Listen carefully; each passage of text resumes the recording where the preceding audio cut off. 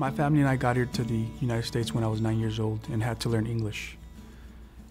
It was important and crucial for me to be able to master the language as quickly as possible in order to be able to access the curriculum taught in schools. An exam like the ELPAC helps with that process. It helps identify where an English learner is and where they need assistance so that they can more rapidly master the language. Welcome to this overview of the English Language Proficiency Assessments for California, or ELPAC. This video covers laws and regulations guiding the ELPAC, purposes of the ELPAC, elements of the ELPAC, how the ELPAC is administered, available tools, supports, and resources. Let's start with some background. California adopted 3 sets of standards: California Common Core State Standards for English Language Arts and Literacy in History, Social Studies, Science, and Technical subjects, California Common Core State Standards for Mathematics, and Next Generation Science Standards for California Public Schools, kindergarten through grade 12. In addition, in 2012, California adopted the English Language Development Standards, or ELD standards, to support English learners so that they can access, engage with, and achieve in grade-level academic content. The 2012 ELD standards correspond to the California Common Core State Standards for English Language Arts and Literacy and are designed to apply to English language and literacy skills across all academic content areas. Our students are being measured against English-only speakers, and they need to rise to the occasion. Common Core State Standards will help our students meet those requirements. It would help them be critical thinkers. It would help them create. It will help them synthesize information in a creative way. This ensures that all students gain the necessary knowledge and skills in language arts and literacy, science, and mathematics required for success in college, career, and life.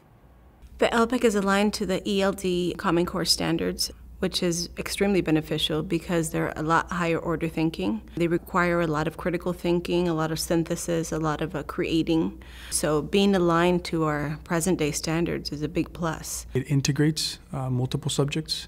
So you have charts, you have graphs.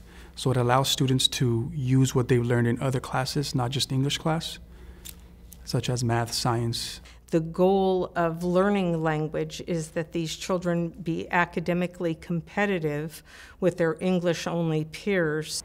What does this test mean to English learners? So looking back at my own experience, when I came in, it took over 6 months before my English teacher knew that I did not speak English. She thought I was just quiet, and because I was a visual learner, I could remember things that she wrote on the board and somehow be able to perform okay in her class. But it took somebody to come in and speak to me and then find out, oh my gosh, she doesn't speak English. So I value ELPAC in that it gives us the information on every student so that that information is accessible to all teachers, and then instruction can be designed to help them do well at school. So in California, we have about 6 million students. 1.4 million of them are English learners. We have about 70 languages. In my district, we have a huge number of Middle Eastern students. A lot of them are Farsi, Dari, and Arabic speakers, which are totally new demographics, which we're glad to accommodate and happy to have the huge diversity in our district. In my own district, the majority of English learners are Spanish speakers, but we do have several other languages spoken. A lot of the children are born here in California and have family that speak a language other than English. So they enter school with some English quite frequently, but not fluent enough in English for academic success. California has over 30% of the nation's English learners and is proud to be a diverse state, educating students from around the world. The ELPAC assesses knowledge and skills in the 4 language domains. ELPAC contains 4 different areas of testing, and they call them domains. It has listening, speaking, reading, and writing. All of those domains have to do with language, and it focuses on academic language. The ELPAC is given in transitional kinder and kindergarten, in first, second, in grades 3 through 5, grades 6 through 8, grades 9, 10, and grades 11, 12. Within a grade or grade span, all the test materials are identical. For example, all students tested in grades 3 through 5 take the same test, which is different from the test taken by students in grades 6 through 8. Additionally, there are separate scale scores for each grade or grade span that represent student performance. I think the purpose of the ELPAC is to inform parents and teachers how well the kids are doing in English so that they can have the proper tools and to assist them and help them progress. Now let's examine the two types of assessments that comprise the ELPAC, the initial assessment and the summative assessment. The purpose of the ELPAC initial assessment is to identify whether a student is initially fluent English proficient or is an English learner. Based on the results of the home language survey, we identify which students speak another language at home, and we use that data to test mostly kindergartners and newcomers to California. The ELPAC does not have any negative consequences for a student's education. On the contrary, everything that comes from the ELPAC is positive because it allows schools to more accurately tailor instruction to meet the needs of that student. Questions I get from parents are, what do they need to study to pass a test? So oftentimes it's important for me to tell them that there is no pass or fail. It's not designed that way. None of the children are failing. Even if they don't speak any English, it's just gauging their language ability in English. The initial assessment, who takes the IA?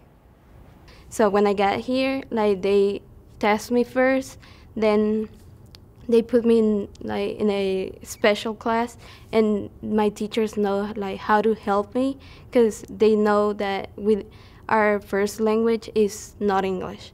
So they help us more, and they know how to deal with ELD students. The initial assessment is given after a student who speaks another language enrolls for the first time in a California public school. Most students who take the initial assessment will be entering kindergarten or transitional kindergarten. The remainder of students taking the assessment will be students coming from outside of California or the United States. These students may represent any grade or grade span. There's a saying that we evaluate what we value, and we value the students' English language. We know the importance of knowing where they're at so that we can help them and we can provide the services that they need. The summative assessment administration window is from February 1st through May 31st of each year and is given to all students who have been previously identified as English learners. The purpose of the ELPAC summative assessment is to determine the progress of English proficiency for English learners and to determine when they are ready to be reclassified and exited out of our English learner programs. The purposes of the ELPAC summative assessment are to annually assess the English language proficiency of English learners in a manner consistent with the current federal accountability requirements and identify English learners who have successfully achieved English proficiency and are ready to be considered for reclassification. Now we will describe the administration of the ELPAC. Kindergarten and grade 1 assessments are administered in a one-on-one setting for all domains. At grades 2 through 12, the speaking domain is the only domain administered individually, and the listening, reading, and writing are administered to students in groups. So if you're nervous that your kid's going to take the ELPAC, there's nothing to be worried about because it's like a regular test they take in the classroom. The test is administered by trained test examiners. The test examiners are proficient speakers of English, and they speak only English when administering the assessment. We know that the test needs to be administered by an employee of our district that is proficient in English. And in our district, we've tried to go a bit above and beyond that by wanting to have the classroom teacher be the one that administers it so that they, who are the ones that work with the students on a day-to-day basis, are the ones that get the clear picture of where exactly the students are with regards to their English language development. Is the ELPAC a timed test?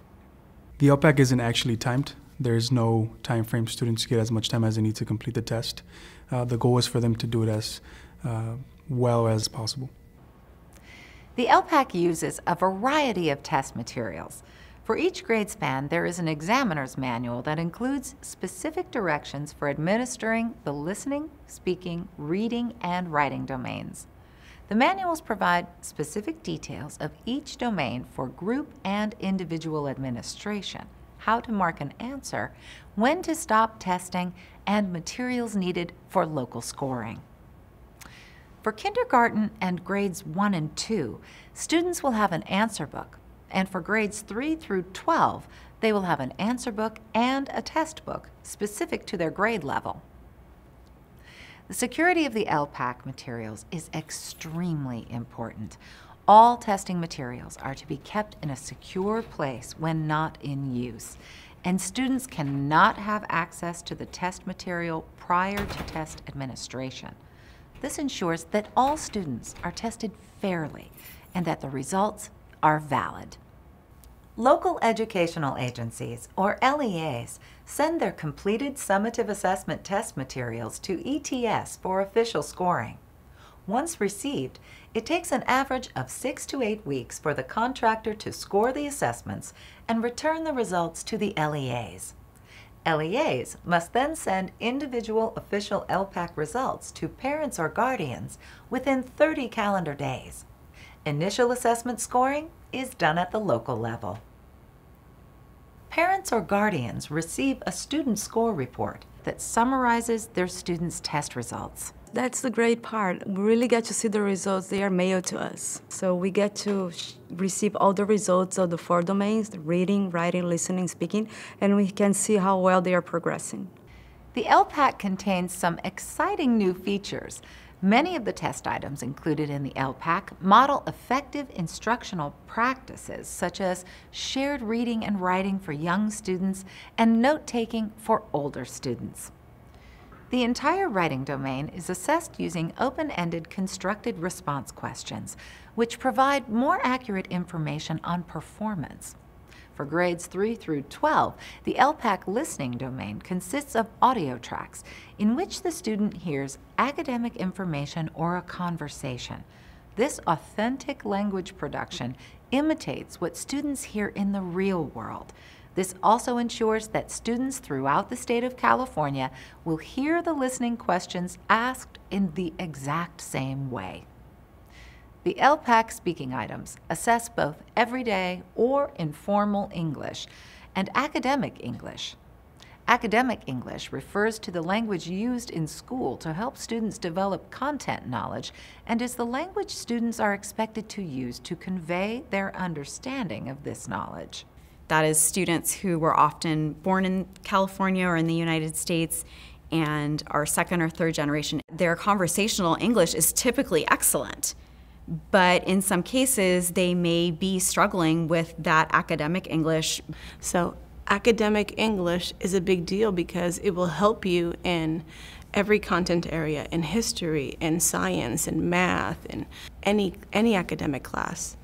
And it's something that is very difficult to acquire, especially when you're an English learner, because you have your primary language that you need to acquire. So you have 2 languages. And that was my personal difficulty. You know, I was born in the United States, but I was also an English learner. My grandmother watched me, and she only spoke Spanish to me. I knew conversational Spanish and I knew conversational English, but I didn't know either academics. And I felt like I was always having to work harder to keep up with the class because I felt like I didn't have the vocabulary. And if I didn't put that extra effort into it, I wasn't going to obtain it.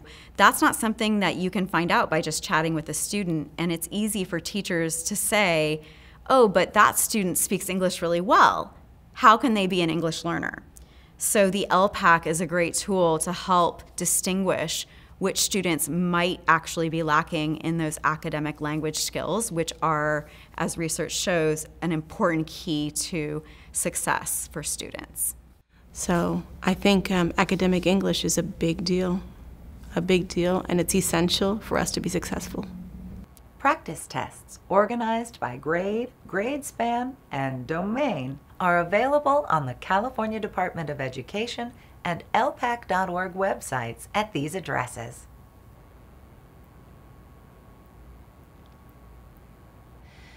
Each question is provided along with the English Language Development Standard or standards addressed, the domain, the scoring method used, and information on student performance. Resources for the ELPAC can be found at the ELPAC website at the URL shown here. The Resources section provides helpful resources for local educational agency personnel who administer the ELPAC. You can also find additional information about the ELPAC at the California Department of Education ELPAC website at the URL shown here. What it's testing and what it's assessing really provides our teachers with a realistic measure of the skills that our students need to be successful. This concludes the ELPAC Overview, and thank you for joining us today.